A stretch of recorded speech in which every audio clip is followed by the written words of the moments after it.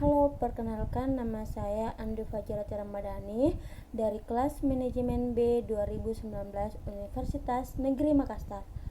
Di sini saya akan menjelaskan materi tentang apa itu forecasting atau peramalan permintaan. Menurut Arman Hakim Nasution, peramalan adalah proses untuk memperkirakan beberapa kebutuhan di masa yang datang yang meliputi kebutuhan dalam ukuran kuantitatif, kualitas, waktu, dan lokasi yang dibutuhkan dalam rangka memenuhi permintaan barang dan jasa. Peramalan tidak terlalu dibutuhkan dalam kondisi permintaan pasar yang stabil karena perubahan permintaan relatif kecil. Tetapi peramalan akan sangat dibutuhkan bila kondisi permintaan pasar bersifat kompleks dan dinamis. Dalam kondisi pasar bebas, permintaan pasar lebih yang bersifat. Jadi, peramalan permintaan forecasting demand merupakan suatu usaha memprediksi tingkat permintaan produk-produk yang diharapkan akan terrealisasi untuk jangka waktu tertentu pada masa akan datang. Menurut Finchers, dalam manajemen permintaan ada dua jenis permintaan, yaitu permintaan bebas, independent demand, dua permintaan tidak bebas, dependent demand. Pertama, permintaan bebas independent demand merupakan permintaan terhadap material, suku cadang atau produk yang bebas atau tidak terkait langsung dengan struktur bill of material. Itu juga bisa disebut BOM untuk produk akhir atau item tertentu.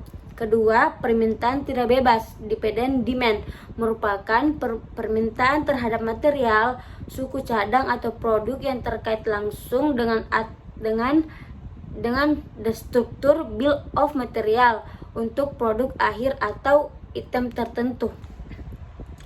Adapun juga sifat hasil peramalan. Dalam membuat peramalan atau menerapkan suatu peramalan, maka ada beberapa hal yang harus dipertimbangkan, yaitu pertama, peramalan pasti mengandung kesalahan. Artinya, peramal hanya bisa mengurangi ketidakpastian yang akan terjadi, tetapi tidak menghilangkan ketidakpastian tersebut.